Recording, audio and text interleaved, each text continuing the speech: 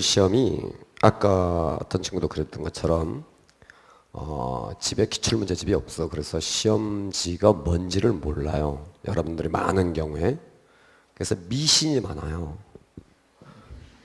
그러니까 미신이 아까 그런 거예요. 질문 중에 대학교 1학년 수준의 미적분학을 공부해야 될까요?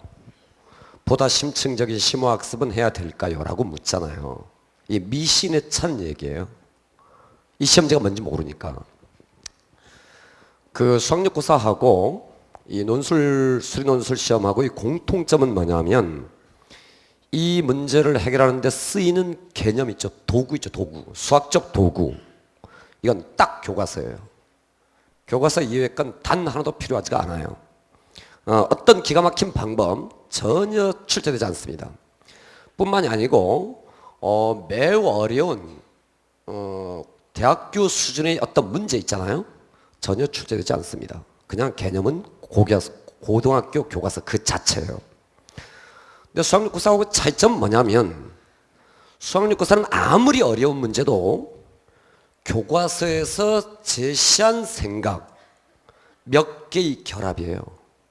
그러니까 예를 들면 아까 좀 전에 강홍희 선생님께서 예를 들었던 문제들도 교과서에 있었던 예제와 유제와 연습 문제 중에 한 4개의 문제를 촥 결합하면 그런 어려운 문제가 만들어지는 거예요. 그래서 수학력고사는 충분히 대비가 된다. 이건데 논술 시험은 생각하는 방법이, 즉 문제를 접근하는 방법이 단 한 번도 교과서가 제시한 적이 없는 그런 문제, 즉 접근하는 방법을 연습해 보지 못했던 그런 문제들이 출제된다. 이게 차이점이에요. 그러니까 논술 시험 공부도 없이고 어려운 개념 있잖아요. 새로운 수학적 사실, 어떤 지식을 공부하는 건 전혀 쓸데없는 일이에요. 많은 논술 선생님께서 혹은 학원이 대학교 수준의 강의를 하시는데 논술과 아무런 상관이 없는 시험지랍니다. 그래서 이제 필요 없다. 이게 1번이에요. 두 번째는 말이지, 수학력고사 공부하는 거 있잖아요. 이게 논술 준비에 매우 중요한 핵심적 기초이다. 수학력고사 공부할 때 미분 적분편하고 공간도형 벡터편이 완벽해지면 사실은 논술 공부하고 이 논술에 대한 기본 기초 있잖아요. 즉 내가 써야 될 도구가 완비된 것이다 라고 말할 수 있어요. 더 이상 필요 없다 이야기지. 근데 문제가 달라요. 여러분들이 봤던 문제가 아니라고. 생각하는 방법도 전혀 생소하다고 해서 연습을 해야 돼요.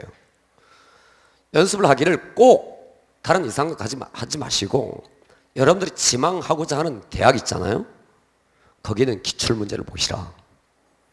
거기에 보면 학교마다 약간의 경향성을 가지고 있는데 대략 5문제 혹은 4문제 혹은 6문제를 출제해요.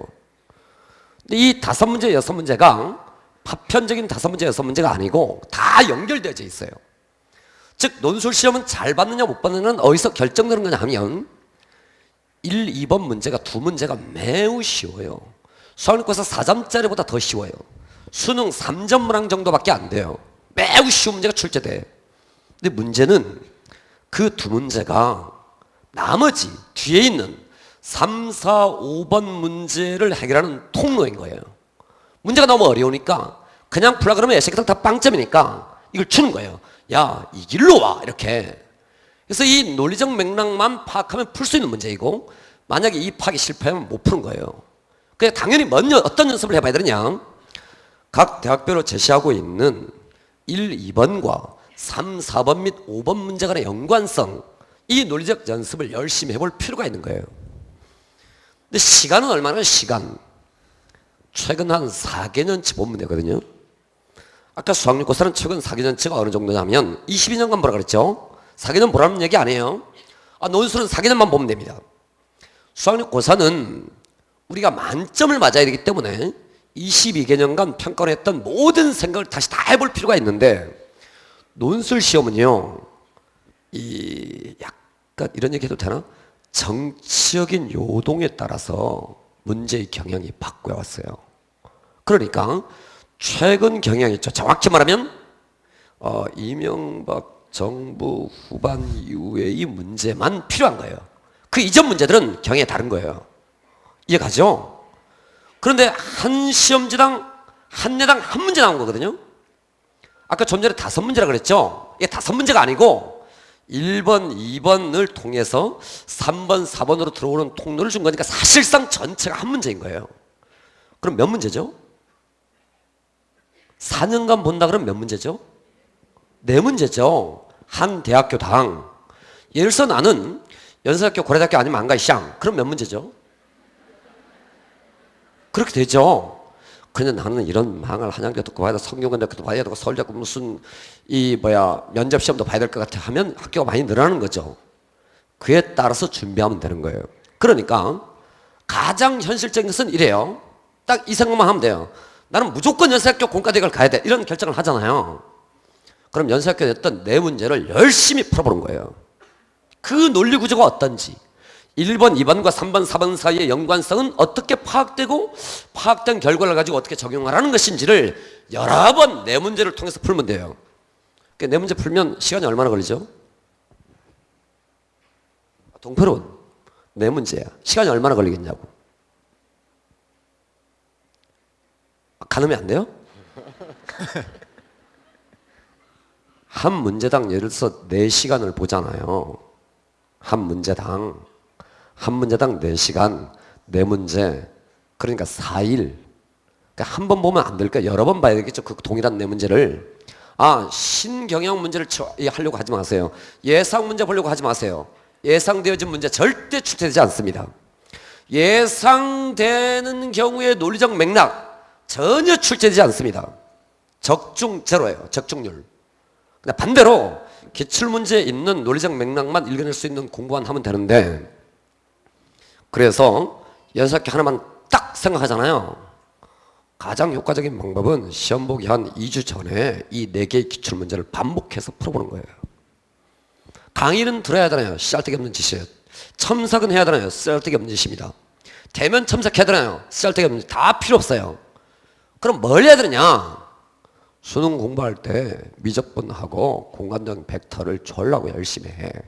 그러면 일주일이면 하고도 남아. 그 일주일 하면 불안하니까. 그래, 그럼 2주일. 이만큼 얘기하는 거예요. 그런데 말이죠. 첨삭이 필요해. 아까 필요 없다 그랬잖아요. 어떨 때 필요하느냐? 수능이 끝났어. 할 일이 아무것도 없어. 그럼 첨삭이라도 해야지. 이렇게 된 거예요. 근데 수능 전이야.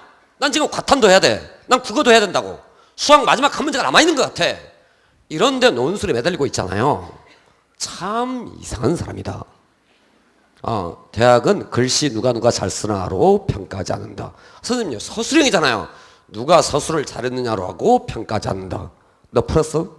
를 평가한다. 이게 답니다. 이해 가세요? 논술 문제 어떻게 대비하는지 이해 가시죠? 나는 두 대학교. 예를 들어서 연세학교도 보고 싶고 고려대학교 보고 싶어.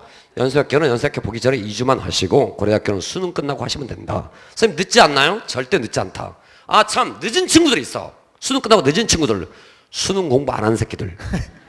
그때 미분적분 안 하고 공간적 벡터를 몰라. 그때 와서 하고 싶어 그걸. 그건 불가능하죠. 이해 가시죠? 논술의 기초는 수능이다 이게. 예? 박수 좀 부탁드립니다.